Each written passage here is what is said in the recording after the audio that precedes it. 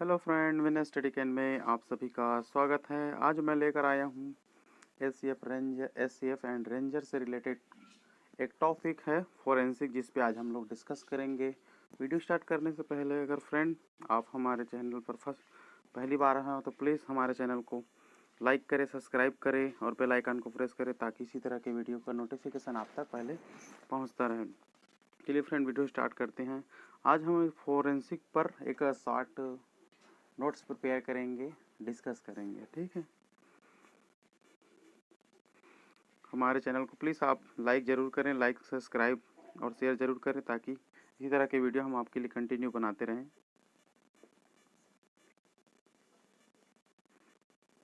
ठीक है, आज का टॉपिक है फोरेंसी या वानिकी। वानिकी क्या है, देखते हैं डिफिनेशन। सबसे पहले, वनों का सृजन, प्रबंधन, उपयोग एवं संरक्षण की विधा को वानिकी कहा जाता है ना।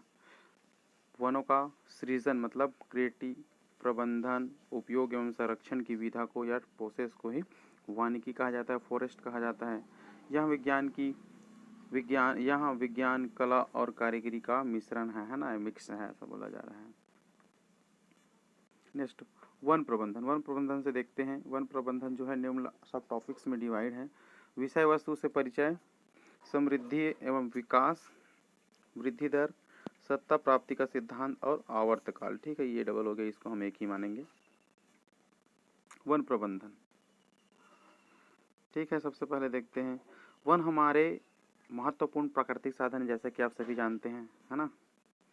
यदि वैज्ञानिक पद्धति से इनका प्रबंध किया जाए तो ये संसाधन प्राकृतिक रूप से नवीनीकरण होते रहते हैं। अगर हम लोग इसका साइंटिफिक पद्धति से या वैज्ञानिक पद्धति से इसका कंटिन्यू प्रबंधन किया जाए, मैनेजमेंट किया जाए फॉरेस्ट को बचाने के लिए, तो ये हमेशा नवीनीकरण होते रहे, रिन्यूअल होते रहते हैं। परंतु यदि वन के प्रबंध में लापरवाही बरती गई तो इस संसाधन को नष्ट होने में अधिक समय नहीं लगेगा।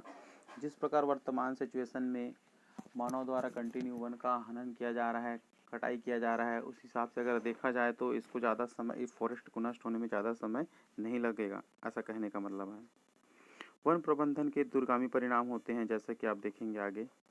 अतः हमें सावधानीपूर्वक वन प्रबंधन की नीति एवं उद्देश्य को निर्धारित कर उनके कड़ाई से पालन करना चाहिए। कहने का मतलब है, जो वन संरक्षण से रिलेटेड, वन प्रबंधन से रिलेटेड जो भी नियम कानून बने होंगे, अगर हम उनको कड़ाई से पालन करते हैं तो वन को हम अच्छे से, वन को बचाकर रखा जा सकता है।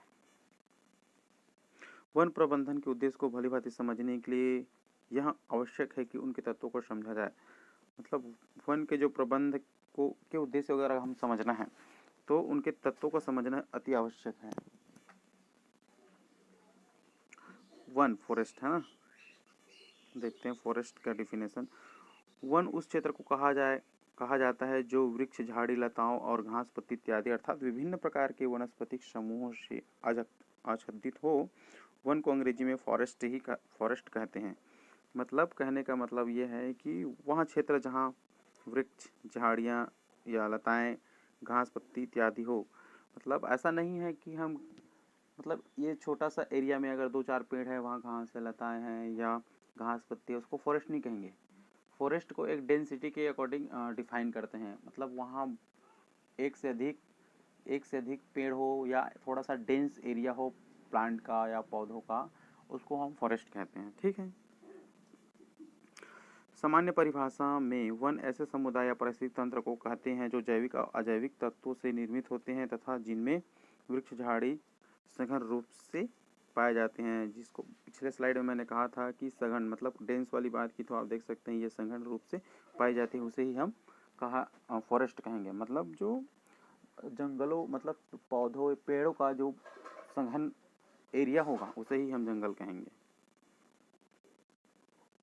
भारतीय वन क्षेत्र एवं वनोपज परिभाषिक शब्दावली के अनुसार प्रकाष्ठ या अन्य वनोपजन के उत्पादन हेतु अलग से नियत हुआ वह क्षेत्र जिसमें जलवायु या सुरक्षात्मक लाभ या परोक्ष लाभ को लेने के लिए तथा काष्ठ में वनस्पति उत्पादन हेतु रख रखाव हो, तो उसे वन कहा जाता है। वन को अरण्य या जंगल भी कहा जाता है, ठीक है।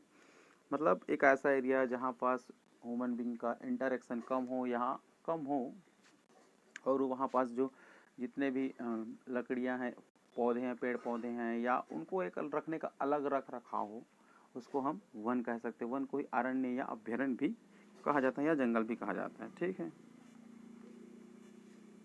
जंगल में कहीं भी कोई भी व्यवस्था प्रबंध नहीं झलकती, परंतु वन शब्द से व्यवस्था का प्रबंध स्पष्ट है, कहने का मतलब है वहाँ कोई प्रबंधन नहीं झलकता। मतलब ऐसा देखने से हमें पता नहीं चलेगा कि यहाँ कोई मैनेजमेंट हो रहा है, लेकिन वन शब्द से व्यवस्था का प्रबंध स्पष्ट होता है। वो प्राकृतिक एक अलग ही मेंटेनेंस होता है।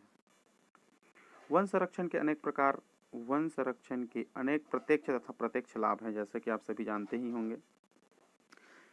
वन इन लाभों को सतत प्राप्ति के लिए ही प्रबंध प्रक्रिया निर्धारित की जाती है। अतः प्रबंध के लिए वन न केवल जैविक समुदाय है या पारिस्थितिक है। मतलब ऐसा नहीं कह सकते कि वन प्रबंधन केवल बायोलॉजिकल कम्युनिटी है या जैविक समुदाय या एक पारिस्थितिक तंत्र है इससे, परंतु ये कुछ अपितु वहाँ लोगों की आधारभूत आवश्यकताओं की पूर्ति का एक महत्वपूर्ण साधन है ना। केवल एक इकोसिस्टम या एक समुदाय है, जैविक समुदाय है, ऐसा नहीं कह सकते। ये हमारी आवश्यकताओं की आधारभूत महत्वपूर्ण साधन है। हमारे देश में वन आज भी आधे से अधिक लोगों की घरेलू पूर्ति का साधन है। जैसे कि हमने कहा आधारभूत आवश्यकता है, तो आप इससे समझ सकते हैं घरेलू ऊर्जा की प्राप्ति के लिए या पूर्ति के लिए। ठीक है। गृह निर्माण में काष्ठ का बहुत महत्वपूर्ण है। अनेक उद्यानों के लिए वन से ही कच्चा माल मिलता है।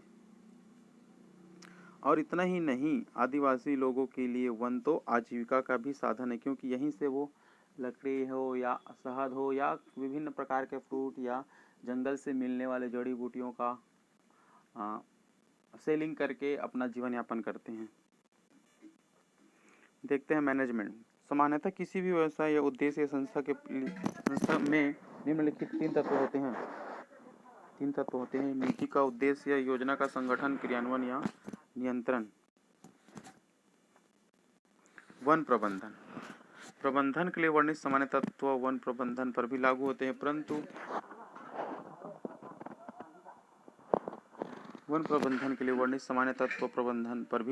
परंतु वनों के प्रबंध तथा उद्योगों के व्यवसाय के प्रबंध में कुछ अंतर होता है। ठीक है। वानिकी उद्देश्य की अपनी 4 प्रमुख विशेषताएं हैं। ठीक है। तो पहला क्या है? दीर्घ उत्पादन अवधि, उत्पादन तथा उत्पाद की एकरूपता, बहु उपयोग, है ना, और वन भूमि की विशेषताएं। सबसे पहले देखते हैं दीर्घ उत्पादन अवधि। वानिकी में उत्पादन अवधि बहुत अधिक होती है। अवधि मतलब टाइम, है ना, क्योंकि एक छोटे से प्लांट को यंगेस्ट स्टेज में जाने के लिए थोड़ा टाइम तो लगेगा ही, है ना।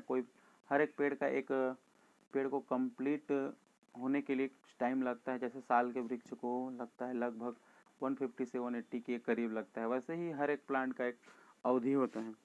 वानिकी में वृक्ष के लगाने तथा कटाई योग्य में अधिक समय लगता है। तो साल के वृक्ष को लगभग देखिए, आप देख सकते हैं 120 वर्ष, सैगोन के वृक्ष को 80 वर्ष में काटने योग्य होते हैं। मतलब इतने दिन में इसका कह सकते हैं लाइफ साइकिल चलता है, ऐसा समझ सकते हैं। दूसरा है उत्पादन तथा उत्पाद की एकरूपता। वानिकी में वृक्ष ही पूजा है तथा वृक्ष ही उत्पाद। वृक्ष में वृद्धि प्रति वर्ष एवं पतली सतह पर जमने के कारण होते हैं, और वृक्ष जब पौध हो जाते हैं तो वहाँ काट लिए जाते हैं, अर्थात स्वरूप धारण कर लेते हैं। ठीक है। अगला टॉपिक है बहुउपयोगी। वनों से प्राप्त होने वाले अनेक लाभों का मूल्यांकन रुपयों में करना कठिन होता है। व्यापारिक दृष्टि से प्रबंध किए जाने वाले वनों का भी पर्यावरणीय मूल्य है तथा उनसे भी लोगों का मनोरंजन होता है। तात्पर्य यह है कि वनों के बहुउपयोग हैं। हर एक उपयोग एक दूसरे में इतने मिले जुले रहते हैं कि अलग अलग मूल्यांकन करना कठिन सा होता है। वन भूमि की विशेषता है। वन के अंतर्गत मुख्यतः पहाड़ी, कम उपजाऊ तथा दूर दराज के क्षेत्र। इस प्रकार के क्षेत्र में स्थित होने के कारण वानिकी क्षेत्र को अनेक समस्याओं का सामना करना पड़ता है। दूर दराज क्षेत्रों में होने के कारण परिवहन पर बहुत कठिनाई होती है, कठिन होता है। Thank you friend watching this video.